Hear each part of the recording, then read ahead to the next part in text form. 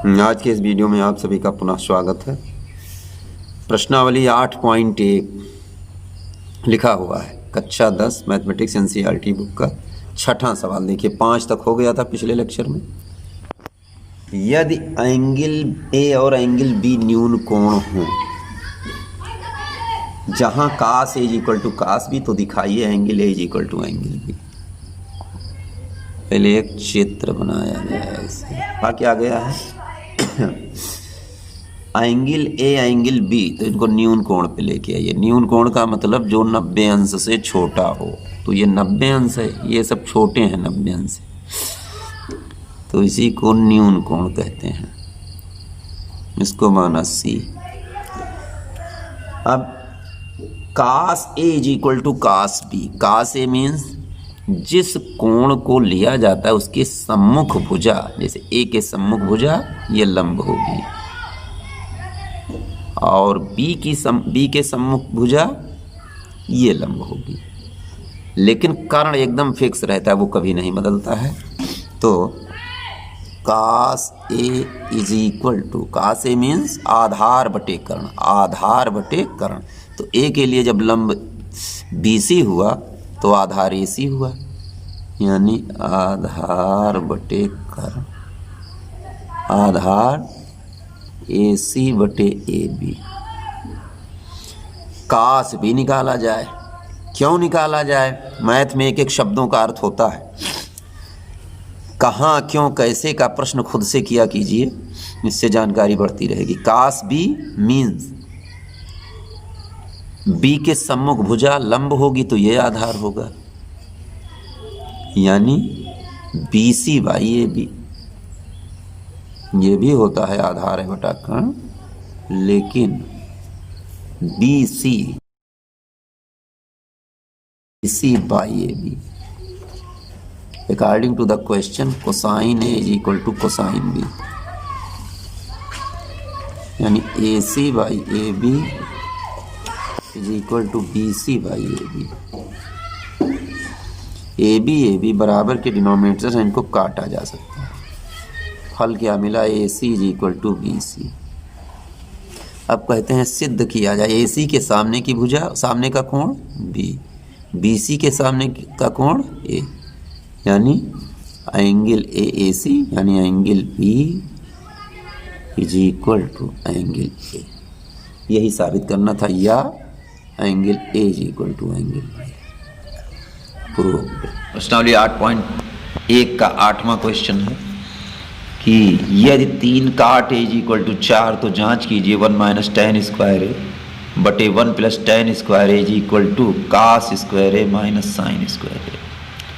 तो आओ देखा जाए सॉल्यूशन। 3 काट ए इज इक्वल टू 4, इससे ये बात मिल रहा है कि काट ए इज इक्वल टू 4 बटे 3। तो अब tan ए, अतः tan ए क्या होगा? इसी का उल्टा होगा, 1 बटे काट ए, यानी इसी को पलट दें हम, 3 बटे 4 होगा। अब tan ए क्यों निकाले? हमको tan ए की जरूरत थी। अब कास ए और साइन ए कैसे आए? तो इसके लिए भी देखिए, चलिए ना हो त्रिभुज बना लिया जाए।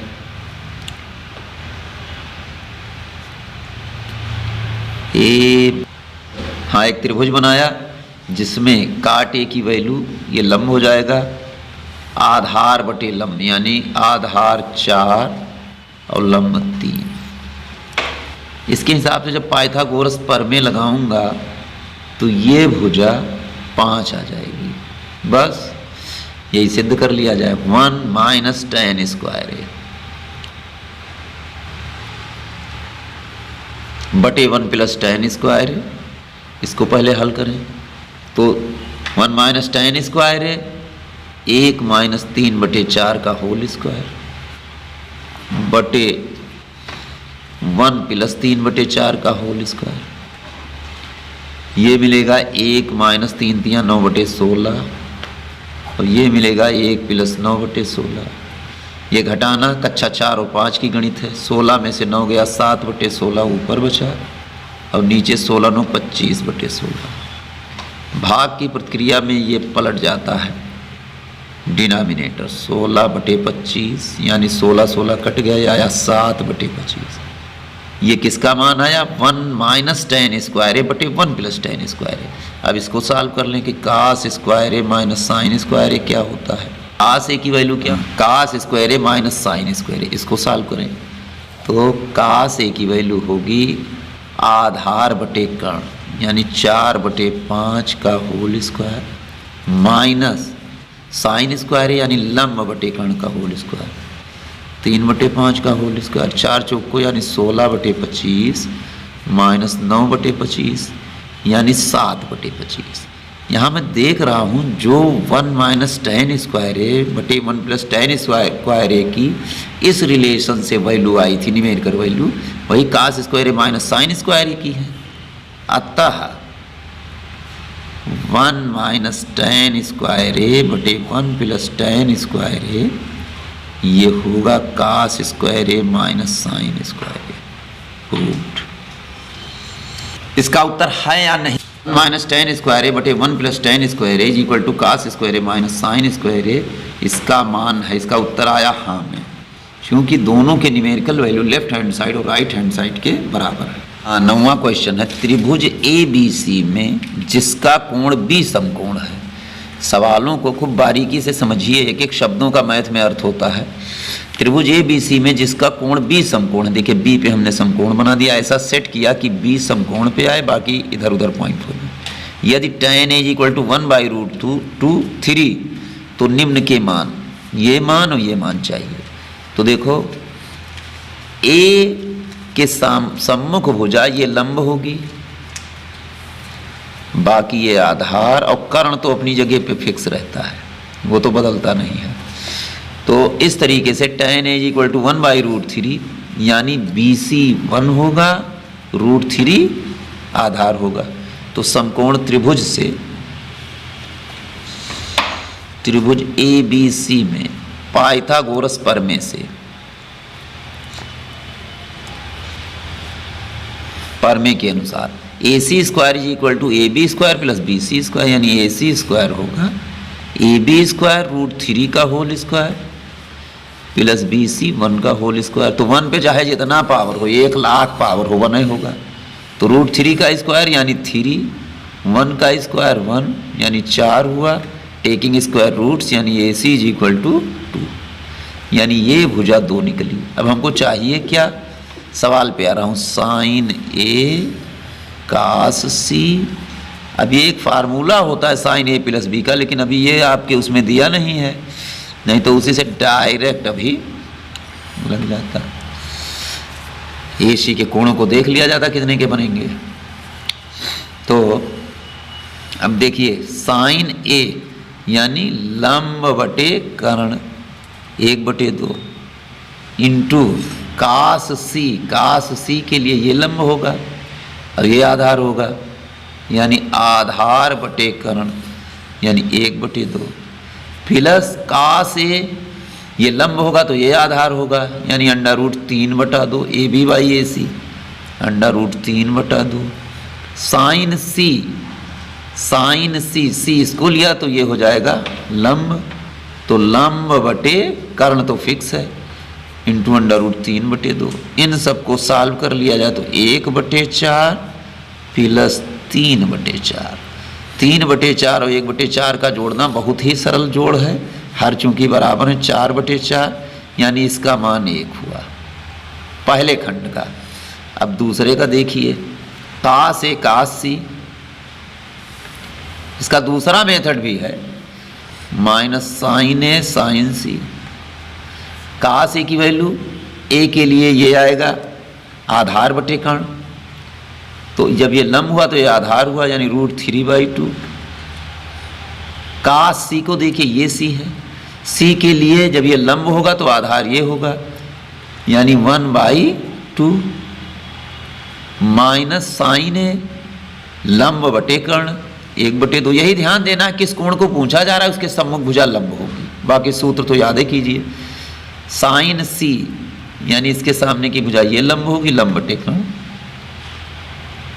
अब अगर जो एक तरीका ये है कि √3/2 को मैं कॉमन निकाल लूँ, दोनों जगहों पे है। अब क्या कॉमन क्या निकालूँ? √3/4 माइनस √3/4, यानी ये मान आया 0। इसका आंसर 0 हुआ। ये दोनों खंड का उत्तर हुआ, क्वेश्चन कंप्लीट हुआ। पहले खंड का उत्तर ये आया है 1 और दूसरे खंड का 0 आया है। ये क्वेश्चन नंबर 9 का ये दूसरा मेथड भी है, देखिए कैसे लगेगा। हम जानते हैं कि त्रिभुज के, किसी भी प्रकार के त्रिभुज के तीनों अंतःकोणों का योग 180 अंश होता है। समकोण में क्या होता है, कोई एक कोण जब 90 डिग्री का होता है तो दोनों का जोड़ 90 होना चाहिए। या यूं कहिए, किसी त्रिभुज के किन्हीं दो कोणों का जोड़ 90 अंश है तो वह भी समकोण त्रिभुज होगा। कि दूसरा तरीका यह बन सकता है कि किसी त्रिभुज के किन्हीं दो कोणों का योग तीसरे कोण के बराबर है तो वह भी समकोण त्रिभुज होता है। तो इससे हम ये पता करें कि ये एंगल ए कितने डिग्री का है। तो tan के कितने क्या मान 1/√3 होता है, यानी tan = tan 30, यानी एंगल A = 30 डिग्री। तो जब एंगल ए 30 डिग्री हुआ, अब इन दोनों को जोड़ के 90 होना है, क्योंकि 90 ये हुआ और 90 ये हुआ, 180 ही होना चाहिए। अतः एंगल C बराबर 90 माइनस 30 अंश, यानी 60 अंश हुआ। हमको ये मिला कि एंगल ए ये 60 डिग्री है और ये 30 डिग्री है। अब कहते हैं सवाल जो आपसे पूछा गया है, साइन ए cos C, ये तेज लड़कों के लिए है ये दूसरा नियम, plus cos A into sine C। तो एक सूत्र है sine A cos B plus cos A into sine B, इसकी वैल्यू होती है साइन A प्लस B, यानी A plus C। Sine angle A की वैल्यू क्या आई है 30 डिग्री, C की वैल्यू 60 डिग्री, 30 और 60 का जोड़ नर्सरी का गणित है, साइन 90 अंश, और साइन 90 अंश का मान 1 होता है। ये प्रूव्ड हुआ। सेकंड वाला क्वेश्चन क्या था, आंसर प्रूव्ड नहीं, आंसर। सेकंड वाला देखिए, cos A cos C minus sine A sine C, ये कैसे होता है? cos A cos B plus minus sine A sine B, ये होता है cos A प्लस C। अब cos एंगल ए की वैल्यू 30 डिग्री, C की वैल्यू 60 डिग्री, तो cos 90 डिग्री, यानी cos 90 की वैल्यू 0 होती। देखिए अच्छाइयों में ये भी आंसर हुआ, कमियां होती हैं। अब देखिए हमने क्या गलती किया है, फिगर जल्दबाजी में बना के बाद में कोणों को देखा, ये कोण छोटा लग रहा है, जबकि फिगर से जब ये 60 है इसका दूना तो इसको बड़ा होना चाहिए और इसको छोटा होना चाहिए, यानी फिगर कुछ इस तरीके का बनना चाहिए। बड़े कोण के सामने की भुजा बड़ी होती है, तो इस तरीके का। अब ये कोण थोड़ा सा बड़ा लग रहा है और ये थोड़ा सा अब माना जा सकता है, यानी ये कोण बड़ा दिखना चाहिए, चूंकि ये 60 अंश है, ये 30 है, और ये भुजा भी इससे बड़ी होनी चाहिए। क्यों? क्योंकि बड़े कोण के सामने की भुजा बड़ी होती है। ठीक, ये आंसर हुआ। ये दूसरा मेथड था 9वें सवाल का दूसरा। 10वां क्वेश्चन है, त्रिभुज PQR में जिसका कोण Q समकोण है, PR प्लस QR, यानी दो भुजाओं का जोड़ दिया है 25 सेंटीमीटर और एक भुजा को अलग दिया है 5 सेंटीमीटर। पूछा क्या गया है, sign P cos P tan P के मान ज्ञात कीजिए। तो कोई घबराने की जरूरत नहीं, सॉल्यूशन। अब मैं अपनी आसानी के लिए अगर जो कहो तो मैं इसको मान लूँ x y z, बार बार ना लिखना पड़े। अब ये जानिएगा x क्या चीज़ है, y क्या चीज़ है, z क्या चीज़ है। तो मैं पाइथागोरस प्रमेय के अनुसार लिखने जा रहा हूँ। According to Pythagoras, x² plus y² is equal to z², जहाँ पे x क्या है, परपेंडिकुलर बेस, हाइपोटेनस, हाइपोटेनस तो फिक्स रहता है, z²। अब कहते हैं कि x² plus y² is equal to z²। तो z की वैल्यू क्या है, नहीं है। z को और y को, यानी दिया क्या है, PR प्लस QR बराबर 25। PR हमने किसको कहा है, z को कहा है, QR किसको कहा है, y को, यानी z प्लस y इन्होंने दे रखा है 25। तो हम करें क्या, जेड और वाई में संबंध उधर स्थापित करें, यानी x square is equal to z square minus y square लिखा जा सकता है। यानी x square is equal to z plus y और जेड माइनस वाई ये लिखा जा सकता है, फैक्टर का फार्मूला है। यानी एक्स स्क्वायर, अब एक्स की वैल्यू क्या, ये तो दी गई है पी क्यू, और पी क्यू दी गई है 5 सेंटीमीटर, यानी x is equal to 5 centimetre. तो 5 का स्क्वायर एक्स प्लस वाई दिया है, x plus y means P R plus Q R, 25 into z minus y, ये भी 25 है लिखा, दोनों को काट दिया गया, यानी जेड माइनस वाई की वैल्यू आ गई 1 और जेड प्लस वाई 25 है। इसको चलिए मान लीजिए सेकेंड इक्वेशन और जेड प्लस वाई को मान लिया फर्स्ट इक्वेशन। इन दोनों को जब हल किया जाएगा तो जेड का मान कहो तो जबानी बना 25 में एक जोड़ो आधा करो 13 और 25 में से एक घटाओ 24 का आधा 12, लेकिन हल कर दें नहीं आप समझ ना पाएंगे। इन दोनों को देखिए बराबर है कोफिशिएंट, अब विपरीत चिन्ह तो जोड़ने पे ये कट जाएंगे। यहाँ लिखिए एडिंग, तो 2z is equal to 26, now z is equal to 13 होगा।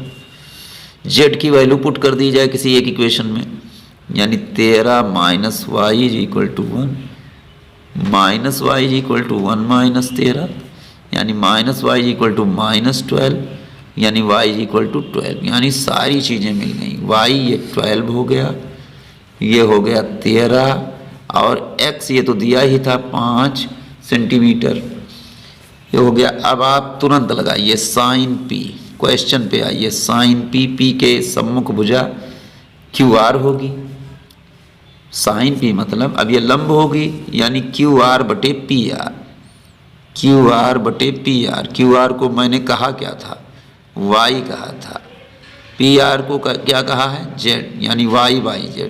y कितना है 12, z कितना है 13, 12 बटे 13 आंसर हुआ। कास p क्या होगा, आधार बटे कर्ण, आधार बटे कर्ण, यानी ये लंब होगा तो ये आधार होगा, यानी 5 बटे 13। और इसी तरीके से tan p लंब बटे आधार, यानी 12 बटे 5, यही हुआ आंसर, पूरा आंसर यही हुआ। 1 2 3। देखिए 11वां सवाल लिखा है, बताइए कि निम्नलिखित कथन सत्य हैं या असत्य। tan a का मान सदैव 1 से कम होता है, सदैव 1 से कम होता है। तो मैं यहाँ बहुत सारे तर्कों को दूंगा, जैसे मान लिया A यही है,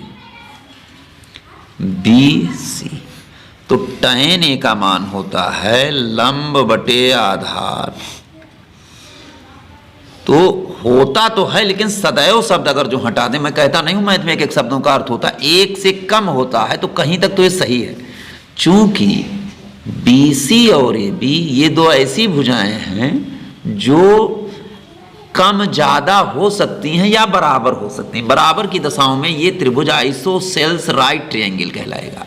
तब ये दोनों सामने के कोण 45-45 अंश के होंगे। अब बात यहाँ ये उठ रही है कि कभी लंब मान लिया, चूंकि कम्यूटेटिव लॉ होल्ड करता है, चाहे ये मान लिया 3 4 5 पर ही हम देख लें, ये पाइथागोरस ट्रिपलेट्स हैं। तो अगर जो इस दशा में हम इसको लंब ले लें, लंब तो होगा ही, तो ये 3/4 तो होता है, लेकिन बाय द वे हम चाहें इसको पलट लें, 4 यहाँ कर दें 3 यहाँ कर दें, तो 4/3 हुआ। यानी कम तो हो सकता है लेकिन हमेशा नहीं होगा। तो ये बातें अर्थात गलत हैं, क्योंकि लंब और आधार सबसे बड़ी भुजा क्या होती है, कर्ण होती है। इसमें अगर जो ऐसा फार्मूला आता कर्ण बटे लंब या कर्ण बटे आधार, तो मैं ये चीज कह देता कि ये 1 से बड़ी होती है, या लंब बटे कर्ण या आधार बटे कर्ण होता तो उसको तो कहा जा सकता है कि 1 से सदैव कम होगा। लेकिन लंब और आधार में जो संबंध है कि ये बराबर भी हो सकता है 1 के। tan में एक चीज ये देना आपको मैं बता रहा हूं अपने तरफ से, tan a की वैल्यू कभी 1 भी हो सकती है। ये किस दशा में होगी, जब आइसोसेल्स राइट ट्रायंगल होगा, यानी ये है भुजा इस भुजा के बराबर। मैं अपने तरफ से एक चीज दे रहा हूं कि tan a की वैल्यू एग्जैक्ट 1 हो सकती है। और इसको मैं क्या कह सकता हूँ, ये किस जगह पे होगी, जब ऐसा सवाल पूछ ले कि वो कैसा किस प्रकार का त्रिभुज होगा, तो होगा आइसोसेल्स राइट ट्रायंगल में ऐसा होगा। एक नया सवाल जनरेट हो गया कि एक आइसोसेल्स राइट ट्रायंगल होगा, उस जगह tan a की वैल्यू 1 होगी। कैसे, जब ये आइसोसेल्स होगा तो ये भुजा बराबर होगी। चलिए सपोज कर लिया जाए। अब आइसोसेल्स राइट ट्रायंगल में हाइपोटेनस और साइड्स का जो रेशियो होता है 2:1 होता है, यानी ये फिर 4√2 होगी। ऐसे देख लीजिए 16 + 16 32, 4√2 यानी √2:1 hypotenuse ratio equal sides. tan a के बारे में मैं अपनी बात बताऊंगा किताब से हटके। tan a का मान 1 से छोटा और 1 से बड़ा हो सकता है, यानी प्रोबेबिलिटी आगे बढ़ जाया जाता है कि इन तीनों में आगे पढ़ाऊंगा, इन तीनों में से कोई एक बात हो सकती है। जैसे tan a की वैल्यू कहीं लिखी गई है तो या तो ये 1 के इक्वल होगी, या 1 से छोटी होगी, या 1 से बड़ी होगी। और मैंने तीनों दशाओं को आपको बता दिया। 1 के बराबर कब होगा, जब ये आइसोसेल्स राइट ट्रायंगल होगा, यानी दो भुजाएं ये बराबर होंगी। कारण तो बराबर होने से, वो तो लॉन्गेस्ट साइड है। और 1 से छोटा कब होगा, जब लंब छोटा होगा आधार से। ये बड़ी बात तो है नहीं, हो सकता है। अब 1 से बड़ा कब होगा, जब लंब बड़ा होगा आधार से।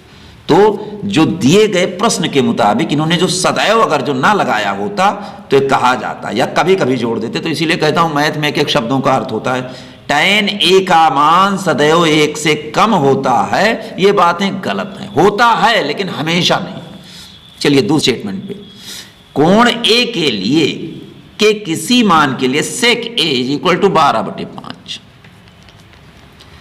चलिए ठीक है, सेक होता है कर्ण बटे आधार। सेक क्या होता है, कर्ण बटे आधार।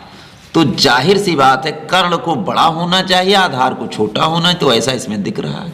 अब किसी मान के लिए होगा, लेकिन ये तो बैठ तो नहीं रहा है कि 12 कर्ण हो, 5 उसकी भुजा हो, 12 पर 144, 5 × 5 = 25, 144 में से 25 121। हाँ बैठ तो रहा, 11 के लिए होगा।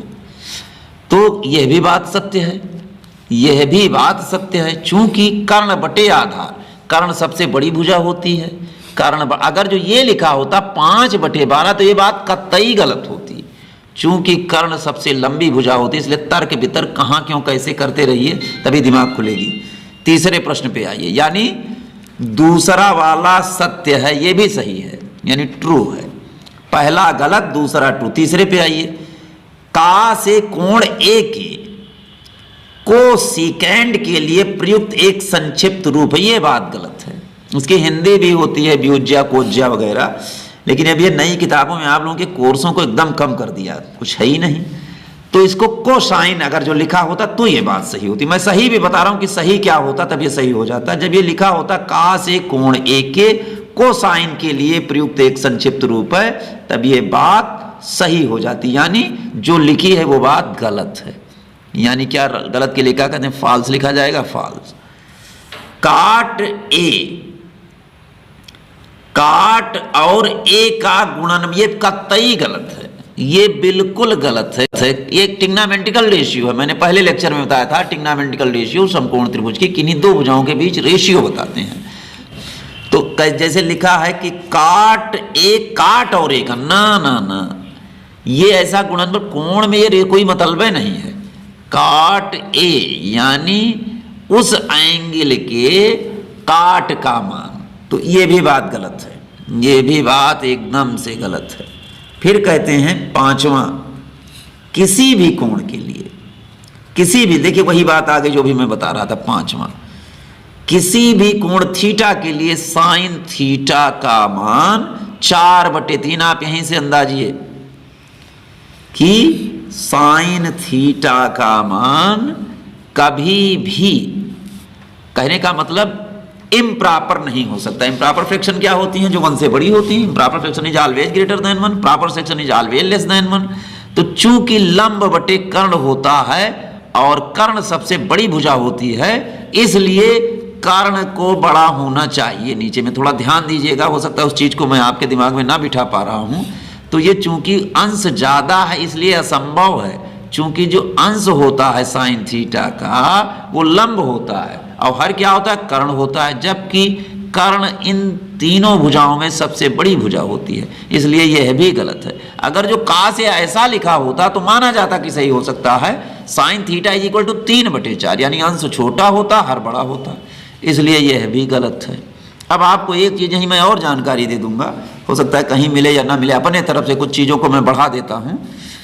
कह दिया जाए कि साइन थीटा बड़ा होगा कि कोसेक थीटा, मैं अपने तरफ से बढ़ा रहा हूं, किसी भी कोण के लिए साइन थीटा बड़ा होगा, इस पे सोचिएगा। हमसे कभी कमेंट बॉक्स वगैरह में लिखिए, डिस्कशन करना हो कोई चीज तो जहां तक होगा मैं बताने का प्रयास करूंगा कि साइन थीटा बड़ा होगा कि कोसेक थीटा।